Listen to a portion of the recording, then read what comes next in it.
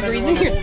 Okay, welcome to Whitetail, and we're here on a Saturday afternoon at the first ever chili cook-off organized by Lauren Olinsky. And this is also one of the segments for our season-long series of Meet the Whitetail Ski Patrol. And Lauren, you've been a ski patroller here for 6 years, yes. And you transferred from Loveland. Yep. And why have a chili cook-off? It's a fun thing you're having for the family here, but what inspired you to have a chili cook-off? Well, I have two skills in life, skiing and throwing a good party, so why not take that to patrol? But we have all these new candidates that come in every year, and why not have a party for them to meet some of the other patrollers that they might not see on a weekend they come up to patrol. So that was kind of the thought behind it. And you can see behind us there's a whole bunch of ski patrollers having some chili, and I think there's 10 or so chefs here that have entered chili in the first ever chili cook-off, and hopefully it'll be an annual thing. And what, other than getting to meet the candidates, how did you entice people to bring chili to the mountain? I harassed them, a lot of emails, phone calls, stalking them when I was on shift up here patrolling, asking for their participation, but it wasn't really a hard sell. People seemed really excited to have an event and come up and eat together and hang out and see some other patrollers. Well, it's definitely working back there because everyone's kind of liking it. We'd have some mountain safety folks in here partaking in the fun. And then again, we talked about in previous editions that the Whitetail Ski Patrol is not just to come up here and ski or shift. We've kind of created a family atmosphere and a fun social thing as well. Yeah, that's definitely been a huge part of patrolling for me, or the people I get to meet and the camaraderie you get of skiing with people, working accidents, and why not spend some time outside of all of that with the same people who you already like in the winter months. Now, you spent time skiing in Colorado. Then you had to trek back out east. Do you still have that itch to go back out west, or do you like it here better?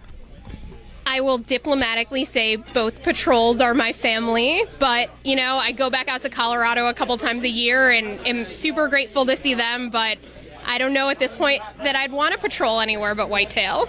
Now, besides being a party planner, we mentioned before that our patrol has a diverse group of people, all kind of professions.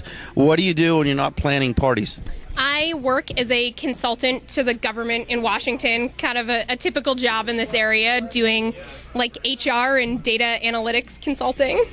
Well, you're definitely getting the human relations side of things here with the party at Whitetail.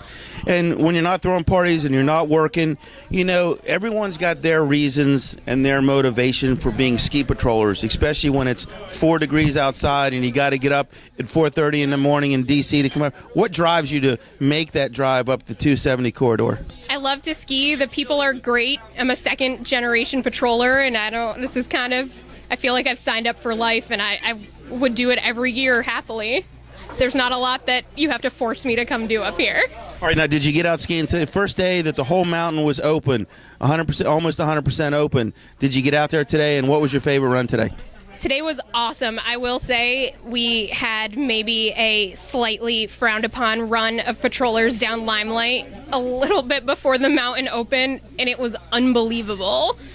Amazing, like East Coast hard pack snow. And, you know, you said you organized this party to introduce the candidates to everyone and kind of make them feel at home because they went through a whole summer of training and they're in training now. What would your advice be to someone who is thinking about becoming a patroller, taking that jump and doing that year-long training? What could you say to help them kind of push them along and say, yeah, this is a fun thing to get into? It seems like a ton of work initially, but honestly, the reward you get are skills you might never come across elsewhere in your life. The people are wonderful, and why wouldn't you want to ski for free and help people at the same time?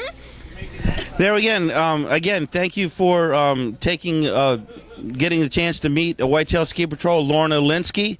And again, a great day skiing this morning, and we have plenty of more ski days left in the ski season. And stay tuned for our next edition of Meet the Whitetail Ski Patrol. Oh, yeah.